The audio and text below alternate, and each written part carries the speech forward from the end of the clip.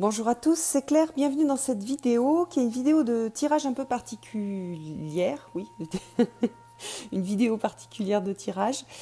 Alors c'est une vidéo qu'on m'a demandé avec un jeu qui s'appelle Breath of the Night, l'oracle du souffle de la nuit. Et donc qui est une base le normand mais avec beaucoup plus de cartes. En fait on a 103 cartes. Donc les cartes traditionnelles du Lenormand, plus donc plein d'autres cartes et des cartes orientées, on va dire, magie.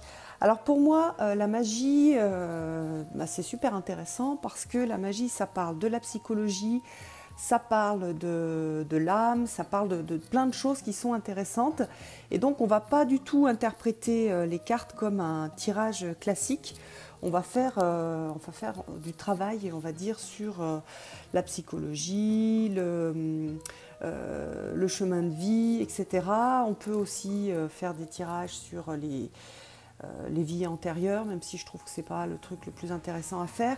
Mais voilà, on a des tirages qui sont super intéressants. Alors moi, je fais des tirages donc soit une carte, vraiment pour avoir une petite info, ou 3 cartes, ou alors ce que je préfère, c'est ce tirage-là en 9 cartes. Donc là, il n'y avait pas spécialement de questions, c'était plus un petit point sur la vie de la personne. Quand on fait un tirage comme ça, c'est important de bien connaître la personne puisqu'on va entrer dans la psychologie. Donc il y a plein de cartes qui ne s'interprètent pas de la même façon en fonction des problématiques de la personne. Donc c'est important de poser des questions au fur et à mesure qu'on va interpréter les cartes. Donc là, je vois au niveau du tirage en 9 cartes que le centre, en fait, on va dire de la problématique de ce qui se travaille en ce moment, c'est le dragon. Alors le dragon, il peut vouloir dire plein de choses et on va découvrir au fur et à mesure qu'on fait le tirage qu'est-ce qu'il signifie. Donc le dragon, on a par exemple, on a la force, on a la puissance, et puis aussi le dragon, c'est celui qui garde les châteaux, etc. Et on voit qu'on a la maison dessous, donc ça peut être intéressant. Alors donc voilà, c'est la problématique où ce qui se joue là en ce moment pour la personne, c'est une histoire de force, peut-être de protection, on ne sait pas, on va aller voir. Alors, donc vous voyez qu'on a l'ombre, on a l'homme noir qui pour moi signifie donc c'est le, comment dire, alors souvent on dit c'est l'adversaire maléfique, c'est aussi les peurs, c'est le mage noir. Alors si on reste à quelque chose de superstition hyper basique, on va dire, voilà, c'est la personne qui vous veut du mal, etc. Au niveau psychologique, on a quelque chose de beaucoup plus riche. Par exemple, ça peut être lorsqu'on a été abusé ou qu'on a eu quelque chose de marquant dans notre vie. Eh bien, on a une trace en fait dans la psyché qui reste, et pour moi, c'est l'homme noir, c'est cet homme maléfique qui va rester dans la psyché de la personne et qui va complètement bouleverser sa psyché. Alors, donc la façon dont je fais, c'est je vais d'abord regarder le passé. Donc, on a clé, temps, la balance, donc l'équilibre. Donc, la personne elle a compris que la clé pour retrouver cet équilibre, c'était le temps. Voilà. Aujourd'hui, on a l'ombre, donc c'est aussi l'inconscient, hein, on a tout ce qui est phénomène inconscient. L'ombre, l'inconscient, et on a ce dragon et cette maison.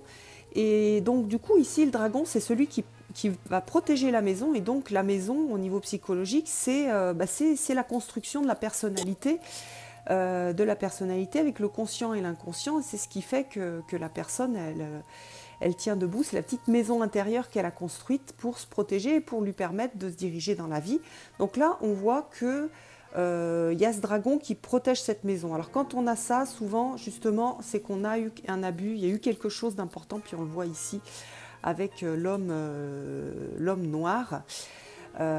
Donc c'est là qu'on va questionner la personne pour essayer de comprendre qu'est-ce qui s'est passé en fait et à quoi correspond ce dragon. Donc en effet, là, pour ce tirage-là, la personne, c'est une femme, elle a vécu un abus en étant petite. Et cet abus, comme j'expliquais précédemment, il reste des traces, c'est-à-dire il y a une immense colère il peut rester des traces. Voilà, donc il peut rester des traces, une immense colère. Et il y a quelque chose qui est tout le temps activé dans la psyché eh bien, qui fait réagir la personne en fonction de ce qu'elle a vécu petite, et ça continue à l'influencer. Et là, on voit quand même que ça va toucher son inconscient. Il y a quelque chose qui n'est pas très bon pour elle. D'ailleurs, quand on regarde un peu le résumé du tirage, on a cet inconscient. Dans cet inconscient, cet homme maléfique, donc cette partie en fait qui l'empoisonne de l'intérieur, qui empoisonne sa maison, et depuis longtemps. Là, le temps, c'est le temps qui passe. Donc on a un truc, on a un blocage, et on a ce dragon, et ce dragon-là, c'est pas le dragon, c'est le dragon qui protège, donc il est ni bénéfique ni maléfique, mais le dragon, lui, va protéger cette structure, sauf que cette structure, aujourd'hui, eh bien, il est temps de faire des modifications dans la maison, dans le système de pensée, et voilà. Alors, on voit aussi dans le futur, donc on a une sorte d'enracinement. On a cet homme noir et on a les lys qui, là, pour moi, sont la pureté, la maturité. Donc, voilà, on voit que dans le futur, il va y avoir ce travail à faire avec cette partie de la personne. D'ailleurs, ah oui, entre parenthèses, ce que j'ai oublié de dire, on voit aussi dans les conceptions chamaniques, c'est-à-dire, moi, par exemple, j'ai vu une chamane, et elle m'a dit que j'ai une sorte de possession, et cette possession, elle est arrivée justement quand moi, j'ai eu un événement traumatique quand j'étais petite. Donc on a vraiment cette idée de possession, et cette possession, elle est vraiment incarnée, parce qu'à partir du moment où on a ça, on est possédé par ça, et on est dirigé aussi par ça, et il y a des moments où après ça devient tellement toxique qu'on finit par dépérir. Donc il y a vraiment ça, il y a cet ancrage au niveau de la pureté pour aller travailler cette partie sombre. Donc on voit qu'on n'est pas dans la résolution, on est dans le travail ici. Et on a donc la clé de ce travail-là, c'est justement la maturité, c'est la pureté, c'est la partie pure de la personnalité qu'il va falloir aller chercher, c'est les valeurs aussi, c'est le lien aussi, oui, à toute cette partie pure et cette partie mature. Donc là, on a des lys qui sont un peu sombres, mais souvent on voit des lys blancs. Et puis donc on a l'ancrage aussi qui apporte l'ancrage à la terre, qui va apporter l'équilibre. Donc on a quelque part ces deux clés de travail pour faire ce travail dans le futur, aussi d'ancrage, de matérialisation de la pureté. Je pense que vu le tirage, il y a des chances pour qu'il y ait besoin de le matérialiser, cet homme maléfique, enfin cette partie maléfique. Ça peut aussi être fait à travers des rituels, par exemple. Et donc on va avoir cette purification à faire, et on va avoir à la matérialiser et à la faire rentrer assez profondément dans la matière. Donc voilà, ça veut dire, c'est pour ça que les rituels vont être intéressants, parce qu'on travaille avec la matière. Ça veut dire aussi que cette partie sombre qui empoisonne la personne, elle est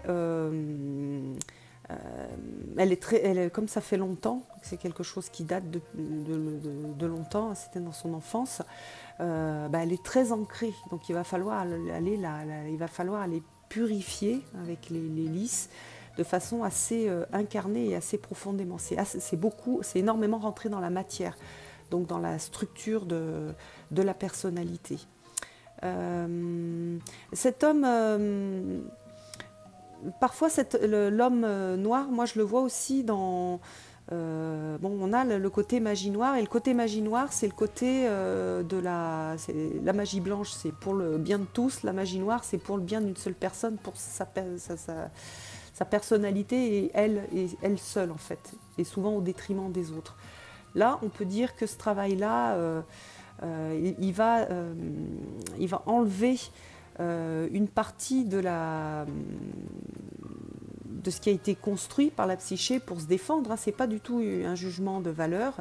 Une partie de la psyché qui a été abîmée, qui a été attaquée, et qui a créé cette partie de magie noire, cette partie maléfique pour protéger. Voilà. Et on est toujours dans l'idée, on va chercher à protéger, comment dire, la psyché cherche toujours à protéger la personnalité, puis la personnalité est importante. Sans personnalité, il n'y a pas de travail de l'âme, il n'y a rien du tout. Donc la personnalité est importante. Donc on voit aussi ici qu'on a un travail sur la personnalité et on n'est pas du tout au niveau de l'âme, on est au niveau de la personnalité, de la réparation. Et oui, on est sur la pureté et la purification, mais on est vraiment sur quelque chose d'hyper basique et pas du tout quelque chose du domaine de l'âme. Là, on répare la personnalité, on répare le cheval qui va conduire l'âme, mais tant qu'il n'est pas réparé, l'âme, elle a du mal à faire son chemin parce que son cheval qui est pas très en forme. Voilà. Et donc, ce qui est important, c'est de voir la carte du milieu. Donc, le dragon, c'est lui qui protège la maison dans laquelle il y a l'homme noir.